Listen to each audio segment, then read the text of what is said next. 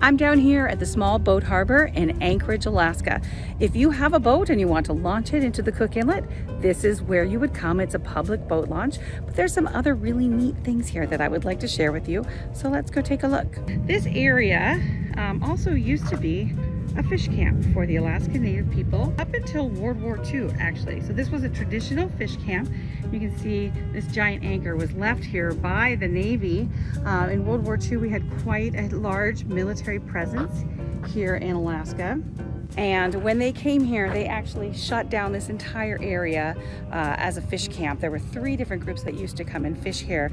And so we've talked a little bit about the 1% for Art program in previous videos and also on our touring app if you've visited that at all. And that law is that 1% of your budget, if you're spending public money, $250,000 plus, 1% of your budget goes to art. So over here, behind me, let's turn around, you'll see the Port of Anchorage. And the Port of Anchorage has spent a lot of public money. And they actually had a recent project where they had a certain amount that they had to dedicate to public art. So they contacted the village of Eklutna. Now, Eklutna happens to be the largest property owner in Anchorage, based on the land that they received through the Native Claims Settlement Act. It's a great place to visit if you ever want to stop by Eklutna Historical Village on your way north of Anchorage. But they came up with a wonderful project, and they contacted an artist. I'm going to show you his work. So here she is. The artist's name was Joel Isaac, and he made this bronze likeness of Grandma Olga. He used actual photos of her, but also of her living descendants so that he could help them recognize themselves in her.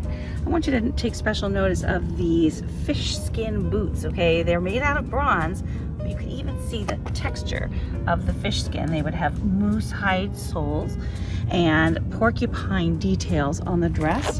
She is working a traditional fish camp, and you can see that she's holding the fish that have been cut so that they could be dried and smoked. This is what their drying racks would have looked like.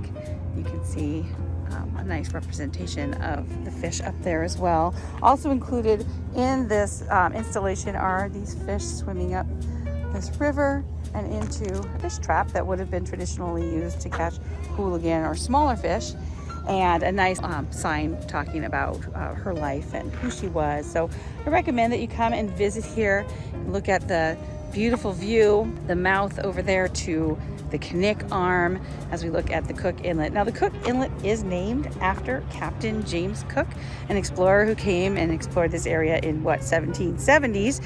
And there is a statue of Captain Cook that was given to the city by British Petroleum, and it looks out over the Cook Inlet up above in the hills of Anchorage over there. And the artist did deliberately turn Grandma Olga's back to that statue. I hope that while you're here in Anchorage, or when you come to Anchorage, you'll come and spend some time visiting Grandma Olga here at the public boat launch. It's interesting to come out too, and just at the drive out here, you're coming across the railroad tracks. It's a little kind of isolated, and but you'll see fishermen out there, but they're all along Ship Creek right now. The King Run should be sort of ending. The Pink Run is beginning. We get many different types of salmon running on this river. Thank you for joining us today. Don't forget to like and subscribe. Check out the MyAlaskaGuide app. Be sure to rate us because we're great. and thanks for watching today.